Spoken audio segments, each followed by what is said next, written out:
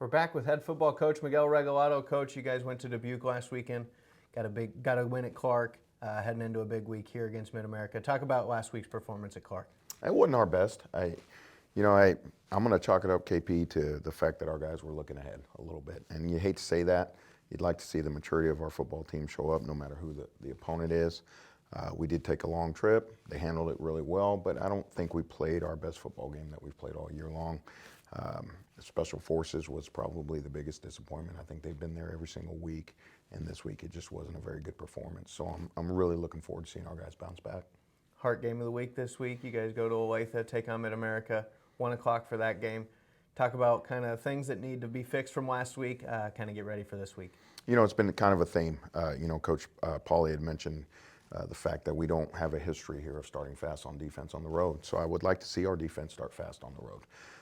I think our special forces are going to show up because that's how poorly they played last week. And so we've challenged all 4 units to show up and be a big part of this football game. I think offensively, what we need to do is we need to finish drives. I think, KP, this group is going to give us the ability to move the football down the field. The question is, can we finish drives? And I think if we can do all 3 of those things, start fast on defense, play well in special forces, finish drives on offense, it's going to be a great football game. We talked about it kind of early in the year, some guys that have stepped up that maybe you weren't expecting right away. Kind of now that we're deep into the season, who are some guys that stand out to you that you knew had it in them but didn't know that they'd step up this early? I'm going to start on the offensive line with a guy by the name of Jeff Moore. Jeff Moore is, I call him Mr. Baker. The guy does everything. He's a 4.0. He works in the cafeteria. He's just going to be an incredible ambassador to Baker when he leaves here. He has started just about every single football game, if not every single football game at center, and he's playing at a high level. Never says a word, just does his job. He's been fantastic. Defensively, I would love to talk about Cam Porter. Cam Porter has been starting from day one at corner, in my opinion, one of the toughest, if not the toughest position to play on defense. He's done it as a true freshman, and he's doing it on a team that is a really good football team. You would never know it, and in fact, I have a habit of when he makes a play on our sideline of yelling, "Great job, true freshman," because I don't think people realize that he's a true freshman. That's how well he's playing.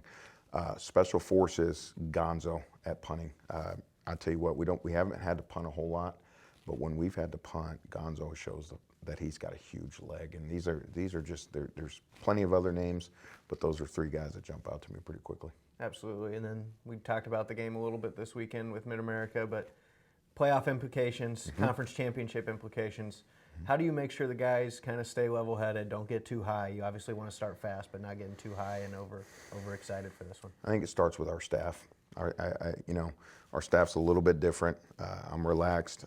Coach Pauly, you can tell when we're in a big game, Coach Pauly's more relaxed. I think he's a little more on edge when we're playing somebody you're supposed to beat.